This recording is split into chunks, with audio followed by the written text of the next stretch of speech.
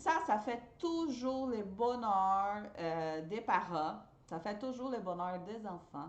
Ça fait toujours le bonheur de la personne qui fête son anniversaire. Ça apporte une touche personnalisée et les clients, ils apprécient beaucoup. Donc ça a été découpé en papier cartonné. On choisit une belle police d'écriture. On peut faire découper ça dans la machine de découpe si on en a une. Si on n'en a pas de machine de découpe, arrêtez-vous pas et découpez au ciseau, d'accord?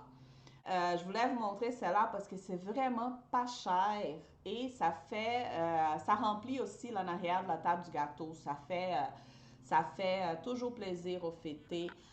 Donc, si vous avez un mur beau, propre, en arrière de la décoration, vous pouvez mettre les prénoms en papier. C'est un papier cartonné. Choisissez une belle police d'écriture qui s'agence bien avec les thèmes aussi. Par exemple, si c'est une fête de quelque chose de fleurs, de féminin, allez pas mettre une police trop large. Vous comprenez? Ajuster un peu les polices d'écriture selon les thèmes de la fête.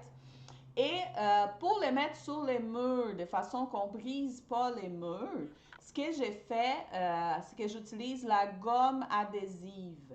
Ça ressemble à la pâte à modeler, mais elle est faite exprès, là, elle est faite spécialement pour mettre du papier sur les murs. Et ça colle, mais ça n'enlève pas la peinture du mur et ça brise même pas les papiers. Donc, c'est comme une gommette qu'on dit au Québec. C'est comme une pâte à modeler un peu, mais elle est faite vraiment une gomme adhésive pour coller du papier sur les murs. Et ce qui est intéressant, c'est qu'une fois qu'on a fini, on fait juste la rouler sur les papiers. Elle sort du papier, elle sort du mur et on peut la garder. On la garde dans un contenant hermétique pour qu'elle ne sèche pas. Et on peut réutiliser plusieurs fois et ça ne brise pas les murs.